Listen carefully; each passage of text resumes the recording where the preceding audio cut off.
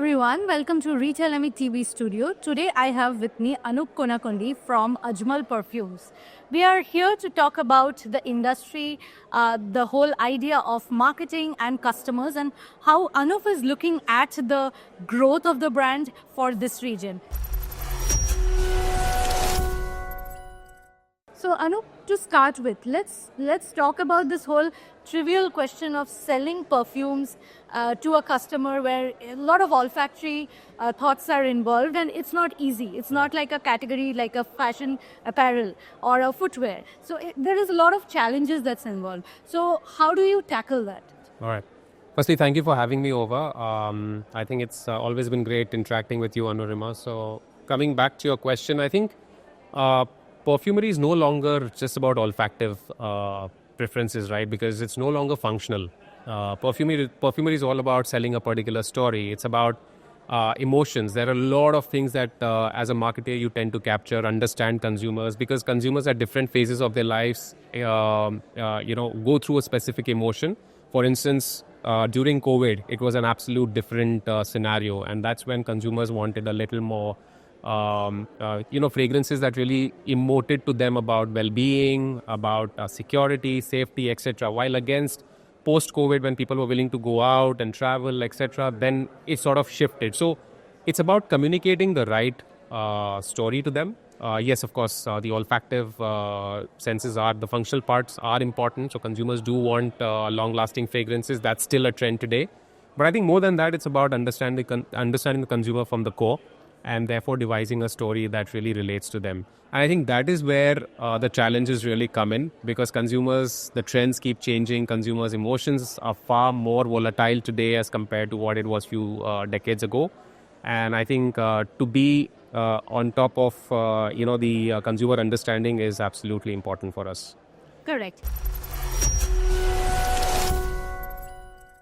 But the trivial question that whether you want to depend on traditional marketing or you want to go new age, involve a lot of AI and a lot of machine learning or data. So how do you balance? And because it's not easy, you are spread across continents and your customer portfolio is also very diverse. Right. No, it's a mix of both. It's a mix of traditional as well as modern marketing tools that we use.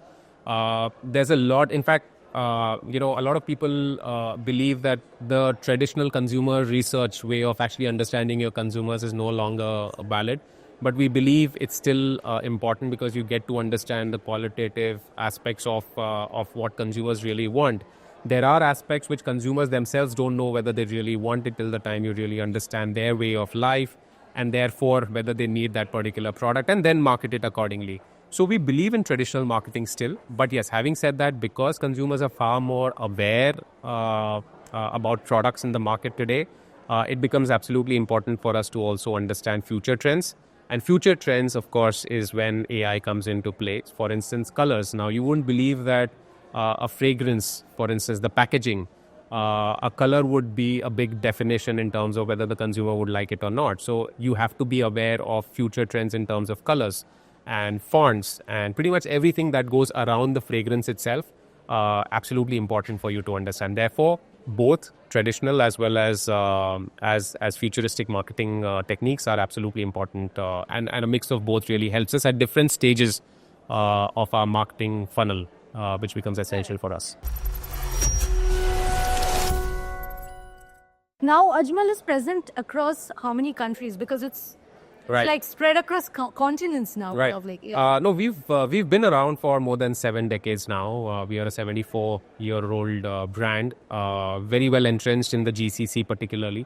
But in the past few years, we've taken the challenge to expand globally. We are moving west as well as east. We intend to open in China very soon. There's a lot of work happening with regards to China, understanding consumers there, understanding the market, the go-to market, etc. All of that. But parallelly, there's a lot of work happening with regards to our Western countries as well. So UK, we are present in the US. So in all, we are present across more than 60 plus countries and travel retail as well. And we continue to expand. We've got about 330 plus stores, which are company-owned, company-operated globally. We intend to exponentially increase that in the coming few years as well. So amazing.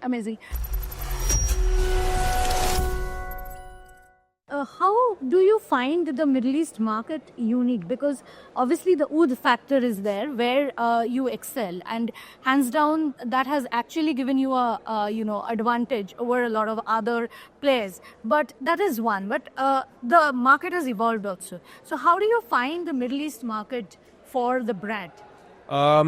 So it's a good question because for us, our consumers are largely Middle Eastern Arabic consumers. They've known the brand, like I said, for the past 70 plus years. They've loved it. They've remained loyal to the brand. And oud, as you mentioned, the ingredient, it's been there for some time. But fortunately for us, in the past few years, it's sort of become in trend globally. Right, so there are the likes of fashion brands, big international fashion brands that are launching products with oud as an ingredient. For that matter, while they name it, they have a nomenclature with oud in it, but in actuality, they actually don't have the product. So, which means they're trying to create a perception. It's a very, very premium ingredient. It also helps the long-lasting effect of a particular fragrance.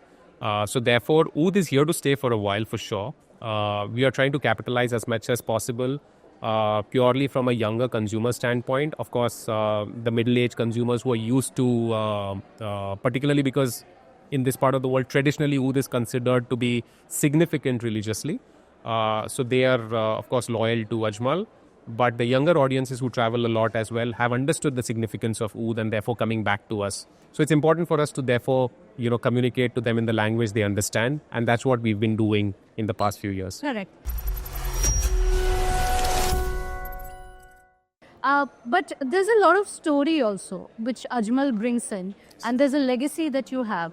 So how do you ensure that all your retail fronts say the same story of Ajmal? Like, you have to train a lot of people, and there's a lot of, behind the counter education that needs to be there. Otherwise, the customer will not relate to the brand when they step into a store. Right, absolutely. And that's where the marketing funnel comes into play, right? When we talk about awareness, when we talk about consideration, when we talk about the conversion that happens at the store, that part of the funnel really needs to hold on to each other really tightly so that there's one consistent communication that happens. What a consumer sees on a billboard versus what he sees on a TBC versus when he or she comes into the store, that communication needs to be consistent. Of course, the knowledge, the enrichment needs to happen at every level far more.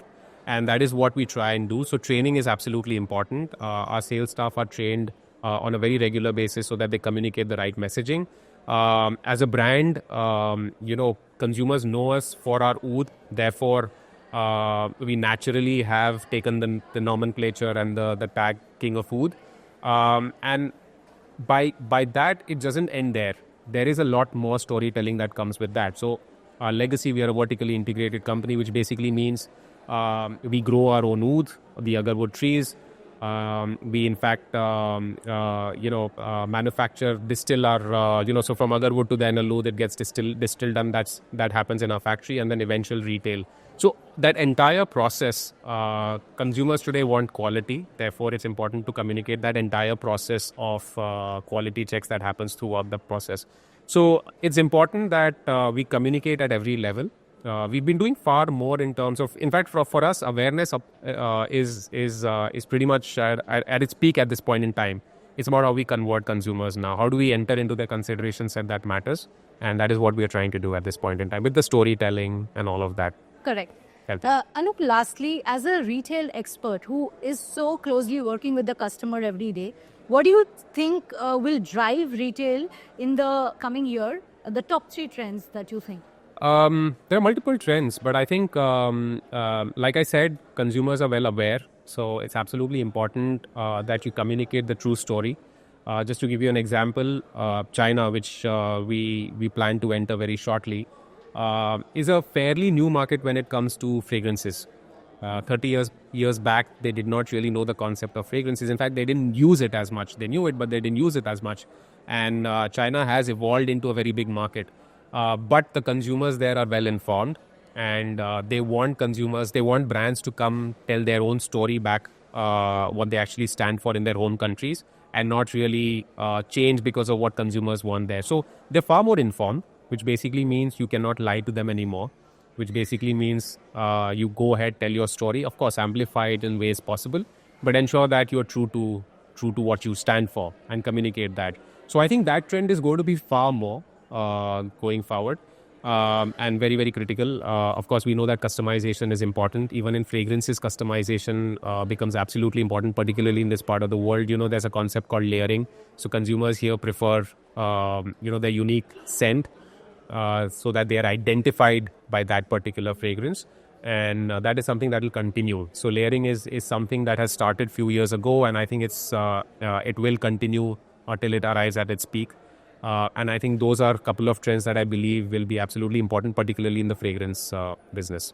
Amazing. All the best with your growth journey for the brand.